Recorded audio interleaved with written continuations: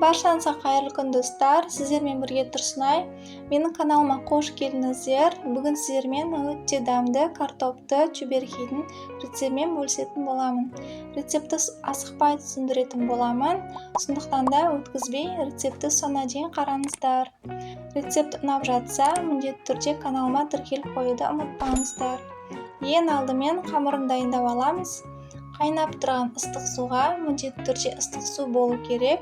Тұзымызды салып, жақсылап араластырып аламыз да, осы ыстық суымызды алдын ала ереуіштен өткен дайындап алған ұнымыздың үстіне қосып, алдымен қасықпен араластырамыз.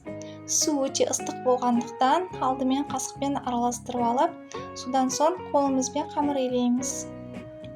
Қамырды 2-3 минут шамасында жақсылап илеп алып, дайын болған қамырымызды салафанға салып 20 минутқа тындырып қоямыз.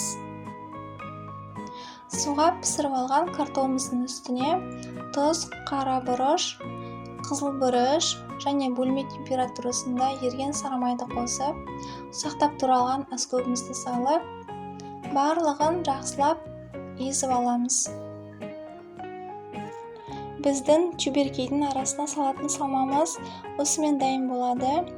Қамырымыз біраз уақыт тұрған соң, қайтадан 2-3 минут жақсылап июін қандырып, илеп, тағы да бір 5 минутқа салафанға салып қоямыз. Сол кезде біздің қамырымыз керемет болып тұрады.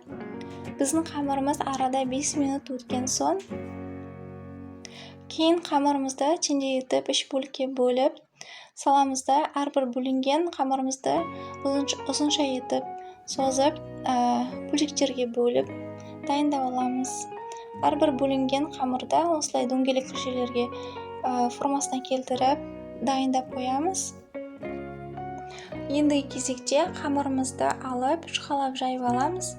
Қамырға аз ғана ұн сеуіп, оқтаумен жұп-жұқа қылып жайып аламыз. Қамырды жайған соң, ортасына салатын салмасын дайындаймыз. Қамырды жаю барысында көріп тұрғандарыңыздай, қамыр қатты қолға да, оқтауға да жабыспайтындай қамыр емес, өзі осылай жайылады.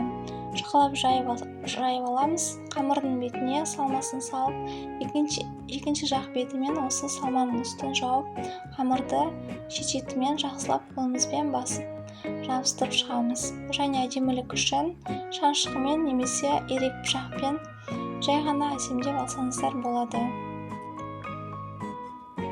Мінекей біздің чебуректеріміз дайын. Сіздерге түсінікті болу үшін тағы да көрсетейін, жақсылап қарап алыңыздар. Құрметті менің көрермендерім, егер де менің каналыма жаңадан келген оқырман болсаңыз, міндетті түрде менің каналыма тіркеліп, лайк басып, комментарий жазып қоюды ұмытпаңыздар. Өйткені менің каналымда бір жасағаннан шығатын өте керемет дәмді рецепттермен бөлісетін боламын. Қазақша контенттің дамуына үлестеріңізді қосып қойсаңыздар екен. Чебуректерімізді дайындап алған соң, табамызды май құйып қыздырып аламыз. Өйткені біздің майымыз қызып тұру болу керек. Біздің чебуректерімізді салғанда, біздің чебурекейіміз көтеріліп, томпиып, әдемі болып шығады. Сіздер де осылай өз отбасыларыңызды қуантып жасап көріңіздер. Міндетті түрде сіздерде де шығатын болады. Себебі жасалу жолы оп-оңай, бір жасағаннан шығады. Біздің табамыз қызғаннан кейін чебуректерімізді майға салып, екі жағынан қызартып, қуырып аламыз.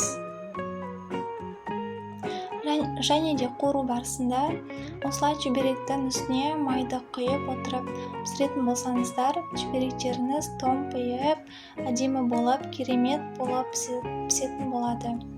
Осылай жасап көріңіздер, сіздердің балаларыңыз сүйіп жейтін болады.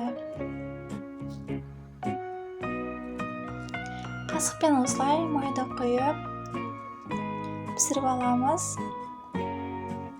Біздің чебурекейіміз өте дәмді, жұмсақ болып шығады. Міндетті түрде жасап көруге кеңес беремін.